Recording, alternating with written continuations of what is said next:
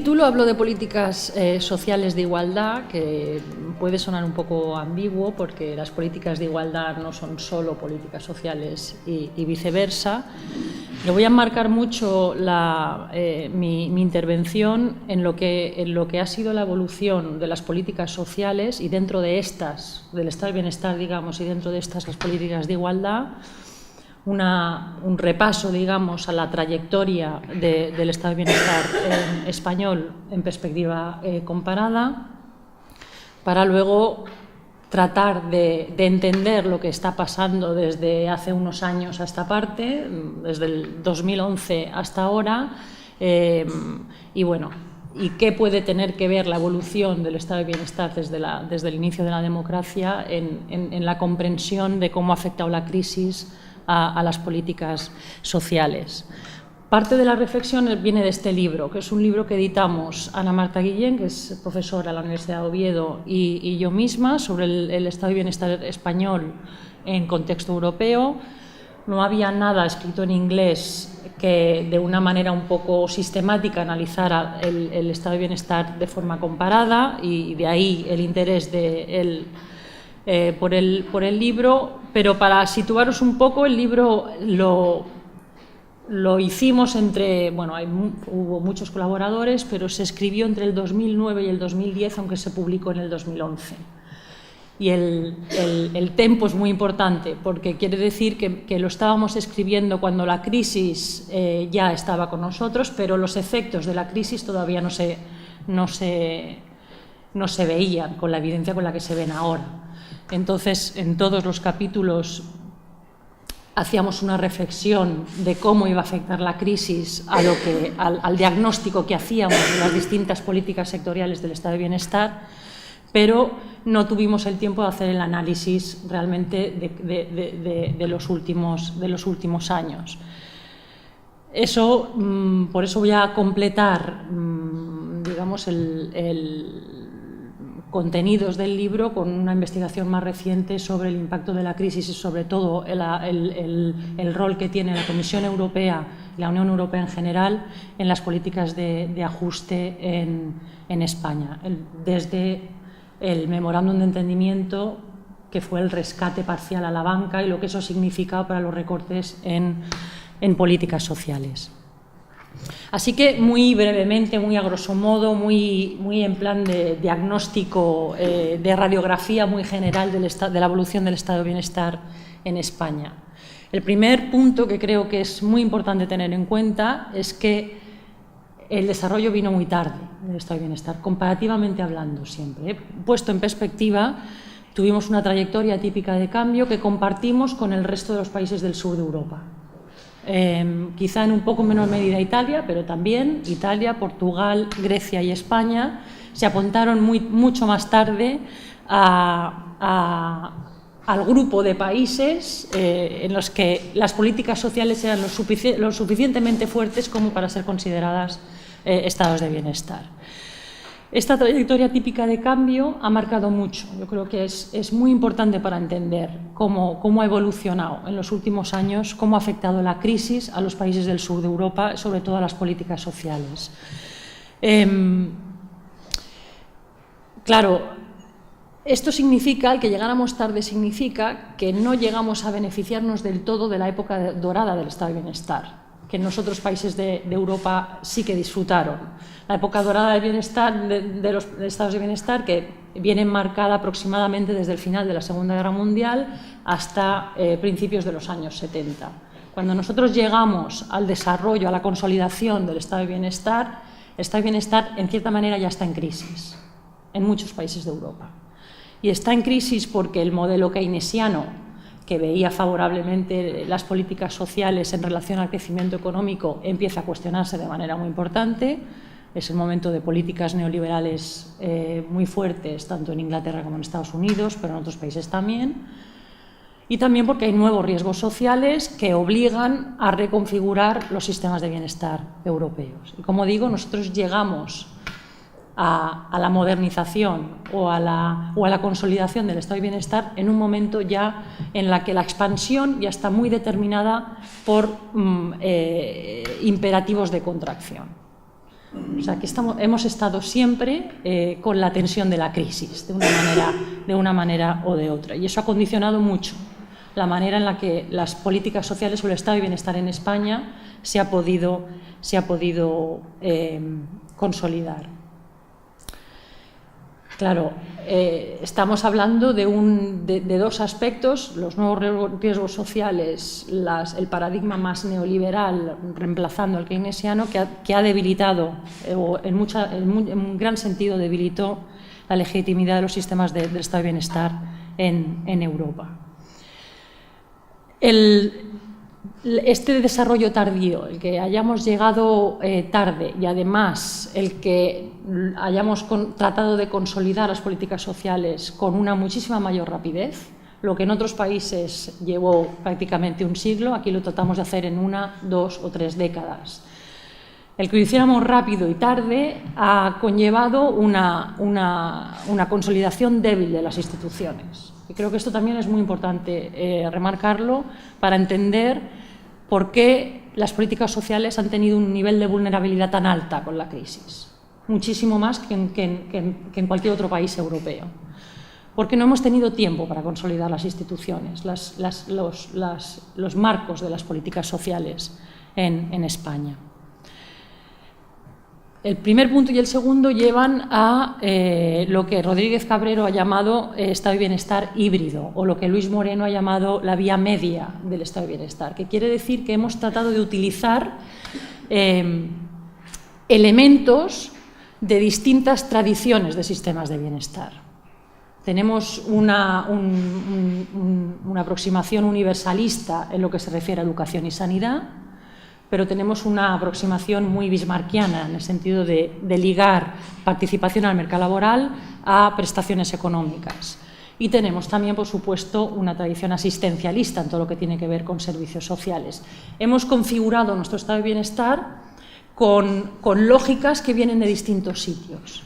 Y esto nos ha servido, ha sido útil durante un tiempo, en el sentido que hemos tenido un repertorio amplio para cubrir necesidades sociales, pero también, de nuevo, quiere decir que hemos tenido debilidades muy significativas cuando las cosas han venido mal dadas. El cuarto punto, quizá aquí no hace falta decirlo, en una audiencia más internacional es muy importante decirlo, porque hablamos del estado de bienestar español cuando en realidad en muchos ámbitos de las políticas sociales no tiene mucho sentido hablar de política social española. El grado de desarrollo del gobierno multinivel es muy alto, y esto a veces se pasa mucho por, digamos que no se tiene en suficiente consideración. Hablamos de servicios sociales y no hablamos de un sistema de servicios sociales, hablamos de 17, donde hay diferencias muy significativas entre distintas comunidades autónomas. Ha habido comunidades autónomas que han tenido, y seguramente País Vasco y Navarra son los casos más evidentes, capacidad de innovación por ese margen de autogobierno a nivel autonómico. Así que ha sido positivo en el sentido de un sistema sofisticado de gobierno multinivel que ha permitido diferentes velocidades y la adaptación a distintas necesidades, pero también ha creado tensiones. Y de nuevo, esto es una de las tensiones que ahora surge quizá con más fuerza. Y en Cataluña probablemente es donde tenemos el ejemplo más claro. La tensión entre la descentralización y la recentralización está en buena medida en el centro de las discusiones a nivel político de cómo deben o no deben de ser las políticas sociales. En el libro, que como digo es precrisis en cierto sentido, digamos que uno tiene sentimiento cuando lo lee desde con cierta lejanía de que el mensaje que queda al final es positivo, en el sentido que el esfuerzo desde el principio de la democracia hasta la llegada de la crisis por la lo que llaman en inglés recalibration, que he puesto aquí recalibración, pero no es una palabra muy afortunada. Yo habría que dedicarle un poco más de tiempo a buscar una traducción un poco más feliz. Pero ha habido signos bastante contundentes de racionalización y de modernización de los sistemas de protección social, de una manera, sobre todo, en materia legislativa.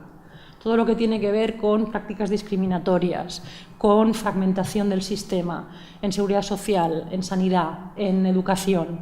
Ha habido durante 20 años o 25 años una convergencia europea en sentido positivo, digamos, de una manera bastante evidente. Y de nuevo, en muy poco tiempo, ha habido una universalización en cuanto al acceso a los servicios también muy considerable. Había un consenso tanto social como político amplio, que ahí era donde teníamos que estar y que cuanto antes lo hiciéramos mejor. Había poca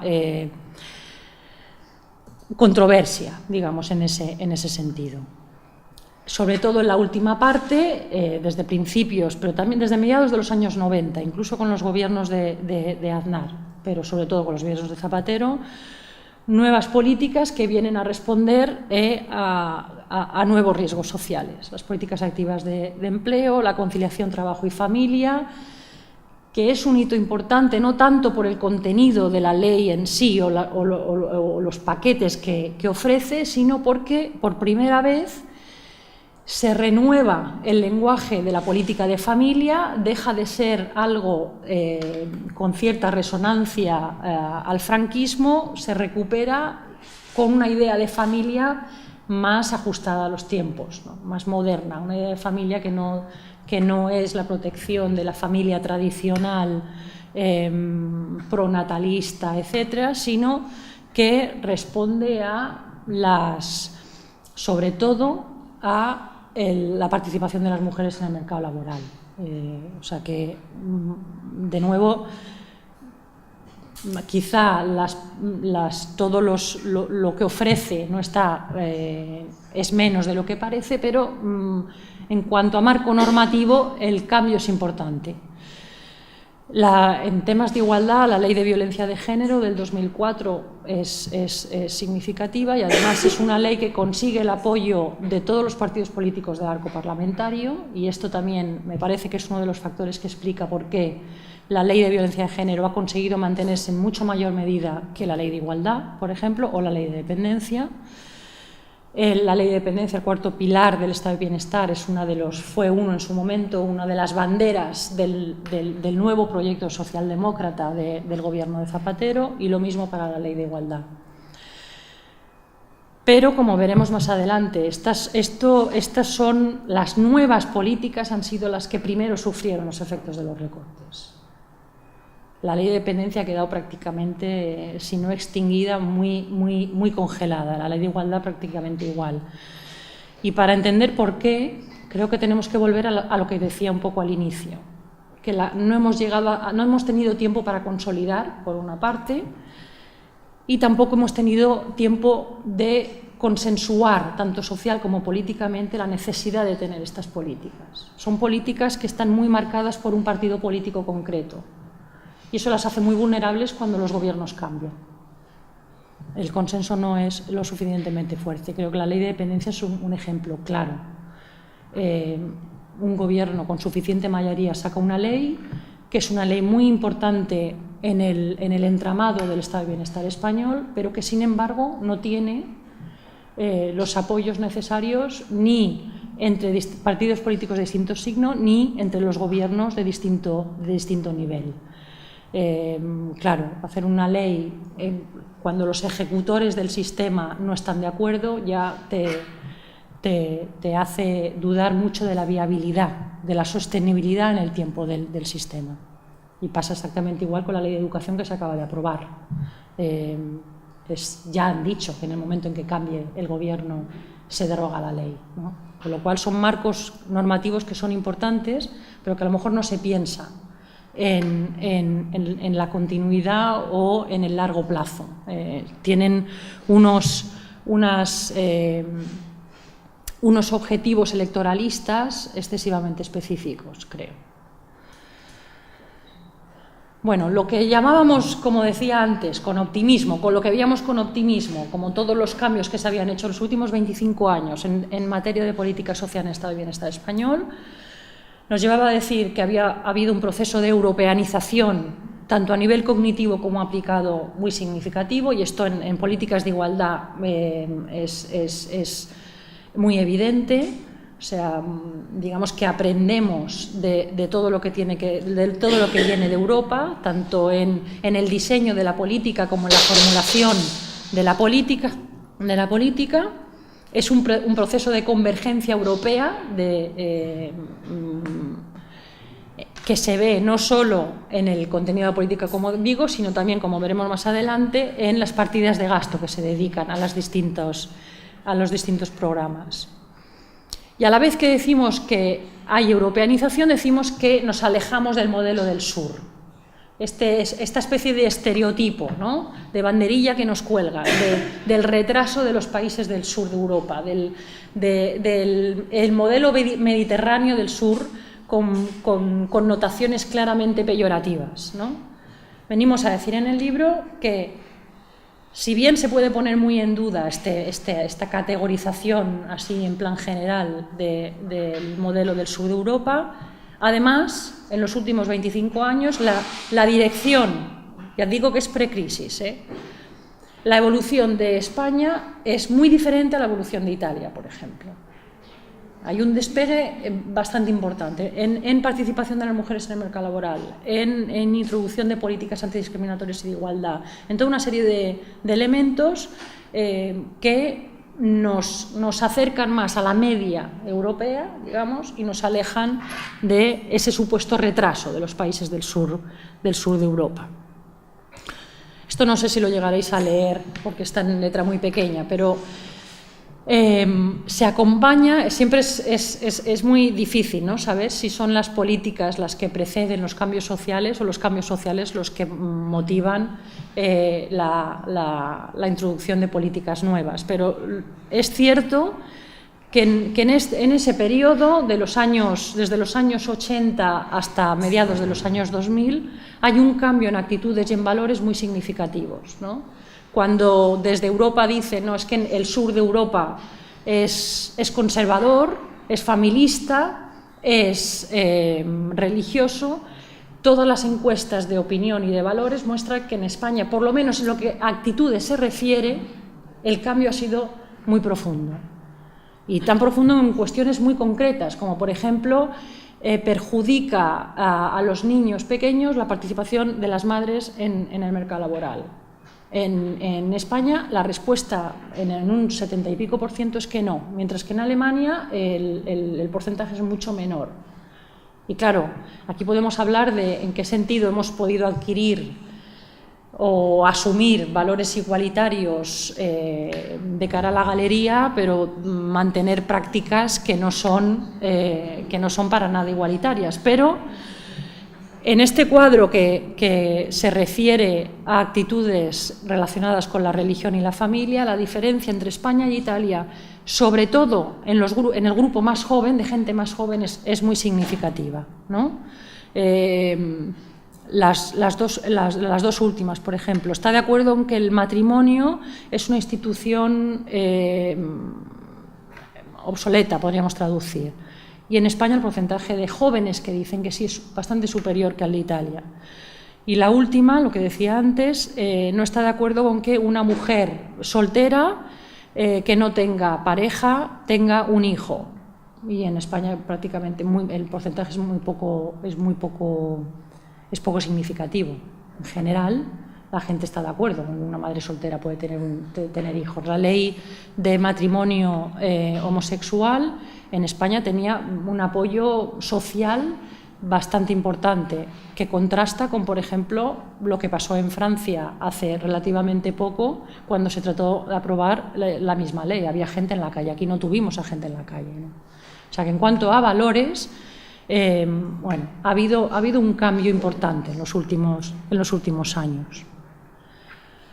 Pero claro, había debilidades y apuntábamos de las debilidades, y creo que ahora estas debilidades, bueno, han cobrado un cierto protagonismo, un poco a nuestro pesar. ¿Cuáles eran las debilidades? Que a pesar de todos esos avances, nuestro estado de bienestar nunca ha sido muy redistributivo. Hemos tenido épocas de crecimiento económico fuerte, pero no hemos conseguido nunca disminuir los índices de desigualdad y de pobreza. Incluso en el periodo de más crecimiento económico, las desigualdades se han mantenido, incluso han aumentado. Y claro, eso es uno de los papeles fundamentales del estado de bienestar, redistribuir.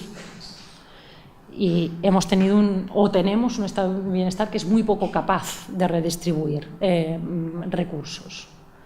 Hay investigación, la Parra en la Universidad de Navarra ha hecho bastante investigación sobre esto. La diferencia de la pobreza y la desigualdad antes y después de las transferencias sociales en España es bastante poca.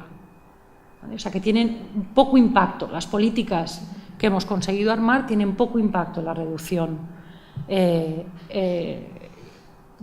pobreza y desigualdad. Hemos crecido con muchísima dualidad desde el principio, no solo de los últimos años. A la vez que hemos tenido políticas progresistas, que hemos tenido políticas europeístas, en el sentido positivo del término, digamos, políticas igualitarias, hemos tenido muchísima dualidad.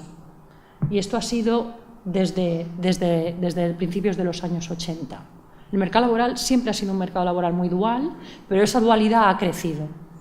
La temporalidad ha crecido, la diferencia entre el sector protegido y el desprotegido ha aumentado. Y esto ha afectado sobre todo a mujeres y a personas y a jóvenes, y desde los principios de los años 2000 a personas de origen inmigrante, muy claramente. Claro, y esto de nuevo, yo creo que esto hay que saberlo, ¿no? La desigualdad no explota en 2 días. Ya teníamos unos cimientos profundamente, una estructura social profundamente desigual. Siempre la hemos tenido. Esto ya lo he mencionado, muchas de las iniciativas que salen adelante no están consensuadas entre los agentes sociales, entre los agentes políticos. Y esto es la crónica de una muerte anunciada para buena parte de las medidas que se ponen adelante. Pueden haber marcos legislativos, normativos maravillosos que, si no tienen el consenso de actores sociales y políticos, que son los que lo tienen que poner en marcha y son los que lo tienen que defender y garantizar el largo plazo, tienen fecha de caducidad. ¿Vale? Estas, digamos, que eran las debilidades. Con lo cual, a la luz de los acontecimientos, y ahora ya me separo un poco del libro, porque ya es un análisis de qué es lo que ha pasado en los últimos años, 2010 hasta el 2014. Bueno, las preguntas eran cómo eran de sólidos los avances, por una parte, y cómo de fuertes o cómo de significativas las debilidades que apuntábamos. Hace poco escribíamos un artículo, Ana Marta Guillén y yo, sobre este tema, y lo titulábamos 2 pasos hacia adelante, 3 pasos hacia atrás. Porque analizando el gasto y partiendo de la base de que analizar el gasto es limitado, porque el gasto no te permite ver ni cuál es el contexto en el cual se gasta el dinero, o sea, no te permite ver, en España, por ejemplo, gastamos mucho, comparativamente hablando, en políticas de desempleo, no porque tengamos las prestaciones económicas más generosas de Europa, sino porque, evidentemente, lo que tenemos es muchísimo paro. Y tampoco te permite ver cómo de bien se gasta el dinero, ¿no? Estados Unidos tiene el presupuesto más elevado de la OCDE en sanidad y, en cambio, tiene unos índices de cobertura muy pequeños. Pero, en este caso, mirar el gasto en cuanto a en relación al poder adquisitivo, no en relación al Producto Interior Bruto, que es más susceptible a los cambios de ciclo económico, sí que nos permite hacer algunas observaciones que son importantes. Con datos 2014 ya es muy claro. Toda la época precrisis acortamos distancia, o sea, crecimos más que la media europea, cuando sobre todo desde algunos medios, ¿no?, de comunicación dicen, no, es que en los años precrisis, despilfarramos mucho recurso público. En temas de políticas sociales no despilfarramos mucho recurso público. Es verdad que crecimos más que la media porque estábamos creciendo más que el resto de los países, pero esto nos llevó a cortar distancias con la media de la Unión Europea de los 15 países, ¿no?, sin contar los países de la Europa del Este. O sea que pasamos en educación, por ejemplo, de ser el 70% de la media del gasto en educación a ser casi el 86-87% al 2007. Y en sanidad exactamente igual.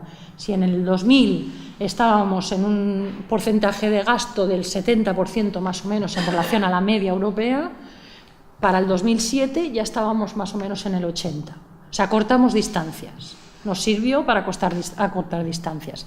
En políticas de más marginales, digamos, más periféricas, como las políticas asistenciales, claro, el cambio todavía se nota más, porque partimos de unos niveles muy bajos. En política de familia, en políticas de exclusión social, gastábamos más o menos un 40% de la media, o sea, muchísimo menos que la gran mayoría de los países europeos, y como se invirtió dinero partiendo de cero, el crecimiento fue muy significativo. Pero en ningún momento nos situamos por encima de lo que estaban gastando los demás países de la Unión Europea. Lo que pasa desde el 2010, sobre todo desde el 2011 hasta ahora, ya con los datos, digamos, de estimación de presupuesto del 2014, es que en apenas 2, 3, 4 años volvemos a los niveles de gasto del 2000. ¿Vale? Volvemos en el punto en el que estamos, y siempre es en relación al poder adquisitivo, o sea que están equilibrados por el momento de ciclo económico, digamos. O sea que si durante los años de bonanza y en los años de boom nos acercamos al pelotón de cabeza, a partir del 2010 empezamos a subir la cuesta sin poder cambiar las marchas, ¿vale? O sea que es importante tener en cuenta que en cuanto a gasto, lo que está pasando es que esta supuesta convergencia europea en apenas 2-3 años ha dejado de ser. O sea, hemos vuelto. El retroceso ha sido muy importante. Estos son datos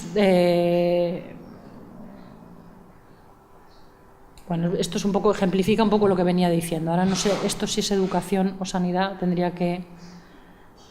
pero el caso es que el crecimiento es superior durante los años inmediatamente anteriores a la crisis, y el crecimiento se vuelve decrecimiento en buena parte de las partidas presupuestarias.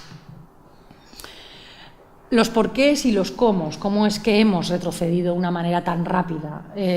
Claro, hemos retrocedido comparativamente hablando porque lo que nosotros hemos recortado, aunque en otros países se haya recortado también, la intensidad y la rapidez de los recortes no tienen equiparación. Así que, claro, las distancias vuelven a aumentarse porque, aunque haya habido recortes en otros países, no lo ha habido en la misma medida, ni muchísimo menos, ¿vale? Ha sido de una agresividad, digamos, muy significativa. Bueno, yo creo que las debilidades que apuntaba al inicio, ahora son más evidentes. Los castillos eran de arena. ¿Y en qué sentido los castillos eran de arena? Pues porque no había los suficientes consensos, por una parte, que con esos consensos quizá el gobierno que ha cometido los recortes, determinadas cosas a lo mejor no las habría tocado, quizá.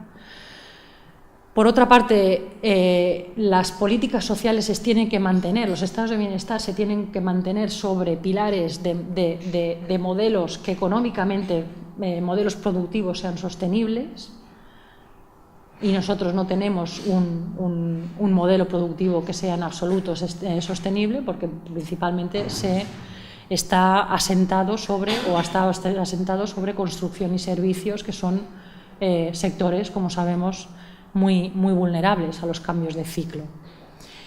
Si no tienes la capacidad de mantener un cierto nivel de Producto Interior Bruto, pues las políticas sociales, en el sentido que puedas tener políticas sociales con cierta ambición, hay que cuestionarlo, digamos.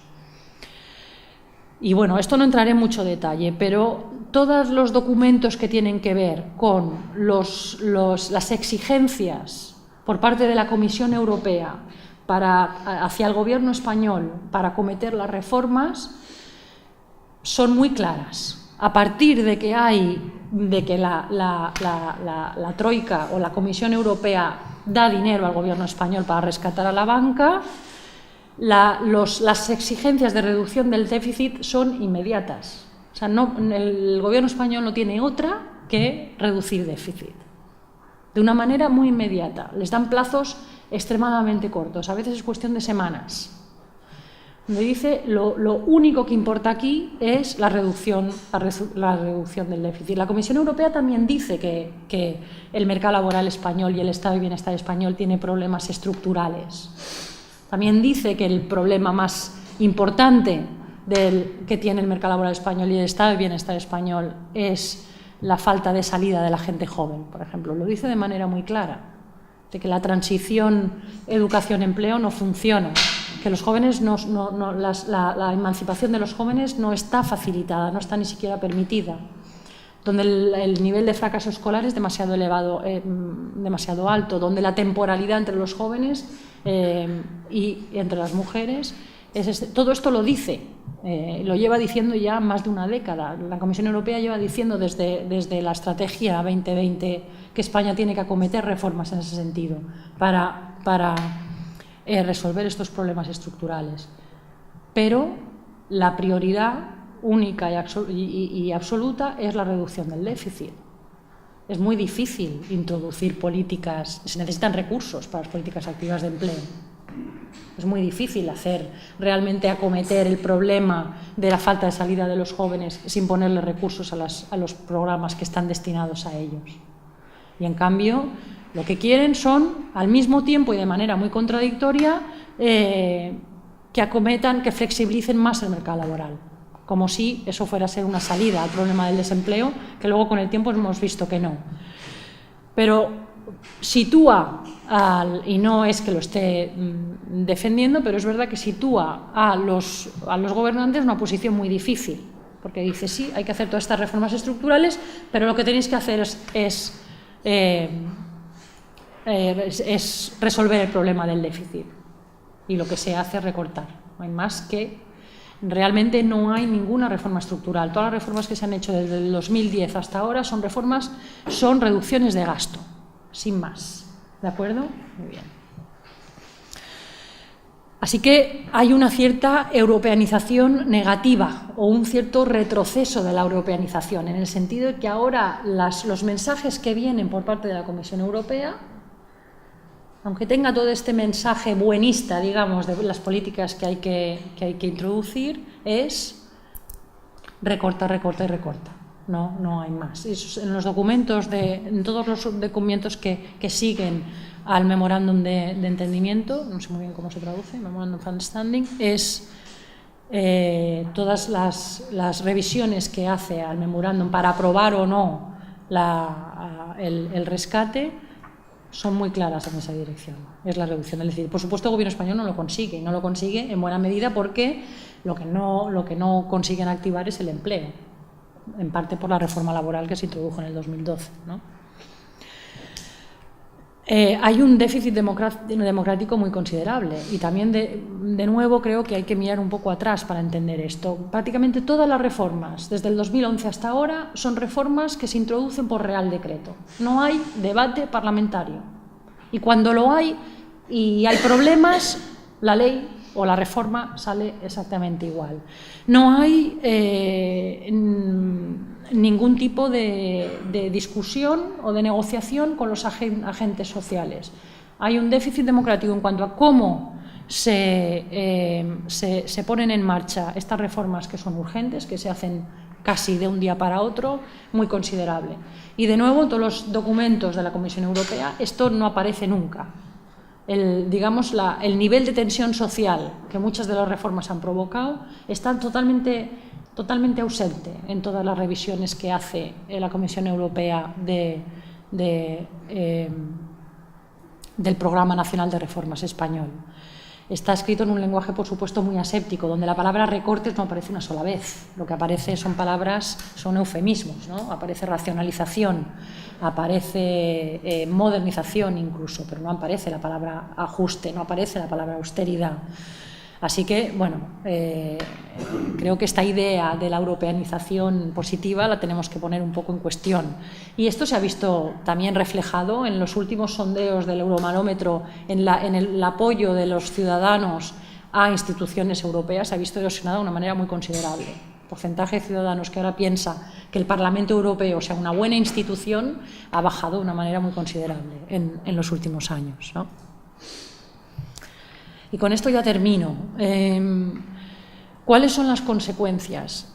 Como digo, las reformas no son reformas que vienen, no son reformas que modifican de una manera muy sustancial, en algunos casos parciales como el copago y demás, sí, pero en general no son reformas que cambian el acceso, que restringen el acceso a los servicios y las prestaciones, en general, a grosso modo. Pero si tú le quitas recursos al sistema de manera sistemática y en muy poco tiempo, haces peligrar el acceso. Con lo cual, a medio plazo, y yo creo que el medio plazo lo tenemos ya, el acceso o la garantía de los derechos sociales universales está, creo que por lo menos la garantía es mucho menor de lo que era. Se pospone lo que en realidad es más importante de todo, es el cambio hacia un modelo más productivo, más sostenible, tanto económico como socialmente. Estamos cada vez más lejos de hacernos esa reflexión, porque ahí sí que necesitamos el largo plazo. Y el largo plazo ahora mismo está totalmente ausente, tanto por parte de los que acometen las reformas como por parte de los que exigen las reformas, ¿no? Y la quiebra de los consensos. Yo creo que, y esto siempre lo digo porque me parece importante, no podemos poner la culpa toda en el hecho de que tenemos un gobierno de signo conservador que no cree en el estado de bienestar. Creo que es más complejo que eso. Creo que hay que ir un poco más atrás. Creo que hay que ver la complejidad de los problemas. Creo que esos consensos de los que hablaba al principio, que son necesarios para garantizar los derechos sociales universales, no se han construido o no se han construido bien. O creíamos que se había construido, pero ahora vemos que no se han construido bien. Porque sobre donde había más consenso, que es educación, sanidad y pensiones, más difícil era ley de dependencia, más difícil es cuidado infantil, más difícil es la política de igualdad, de acuerdo.